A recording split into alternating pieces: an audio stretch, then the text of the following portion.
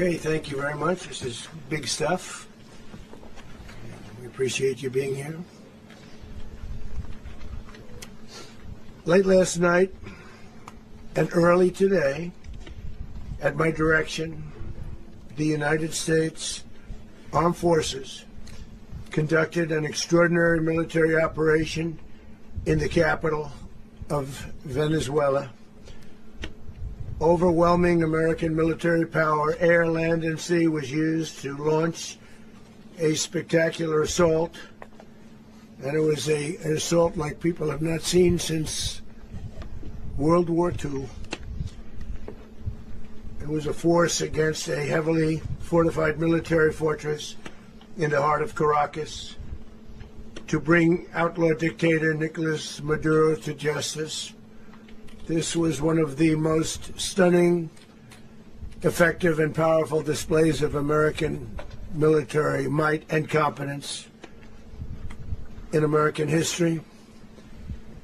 And if you think about it, we've done some other good ones, like the attack on Soleimani,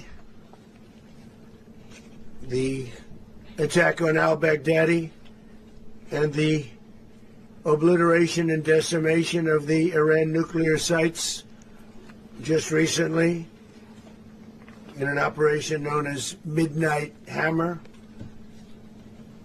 all perfectly executed and done. No nation in the world could achieve what America achieved yesterday, or frankly in just a short period of time.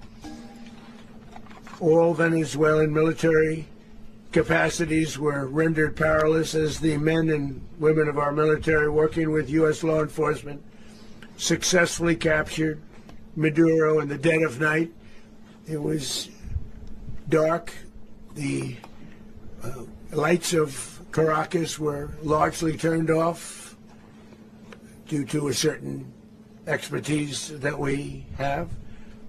It was dark and it was deadly. But captured along with his wife, Celia Flores, both of whom now face American justice. Maduro and Flores have been indicted in the Southern District of New York, it's Jay Clayton, for their campaign of deadly narco-terrorism against the United States and its citizens. I want to thank the men and women of our military who achieved such an extraordinary success overnight with breathtaking speed, power, precision, and competence. You rarely see anything like it. You've seen some raids in this country that didn't go so well. They were an embarrassment.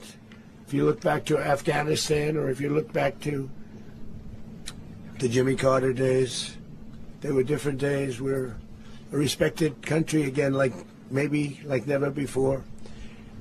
These highly trained warriors, operating in collaboration with U.S. law enforcement, caught them in a very ready position. They were waiting for us. They knew we had many ships out in the sea, just sort of waiting. They knew we were coming. So they were in a ready, what's called a ready position.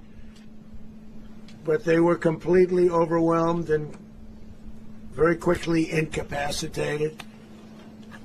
If you would have seen what I saw last night, you would have been very impressed. I'm not sure that you'll ever get to see it, but it was an incredible thing to see. Not a single American service member was killed, and not a single piece of American equipment was lost. We had many helicopters, many planes, many people involved in that fight. But think of that, not one piece of military equipment was lost, not one service member was, more importantly, killed. The United States